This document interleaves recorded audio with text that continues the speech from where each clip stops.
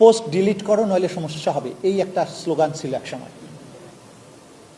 আবার মনে হচ্ছে সেই সময়টা ফিরে আসার চেষ্টা করছে।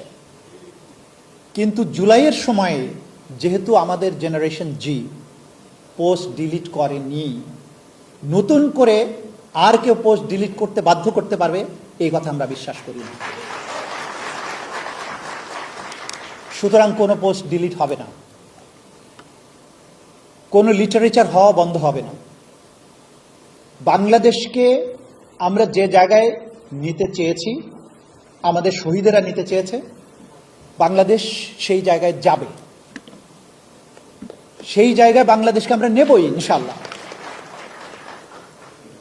ভয় দেখিয়ে প্রতিবেশী চলে আসবে, চিকেন নেক দখল করে ফেলবে, পলাশবাড়িতে রাম মন্দির বানিয়ে ভয় দেখাবে যে এখান দিয়ে ঢুকবো, ওই দিক দিয়ে ঢুকবো, এগুলো ভয় দেখিয়ে লাভ নাই। এই বাংলাদেশে সেই প্রচেষ্টা কোনোদিন বাস্তবায়িত হতে পারবে না, হতে আমরা দেব না।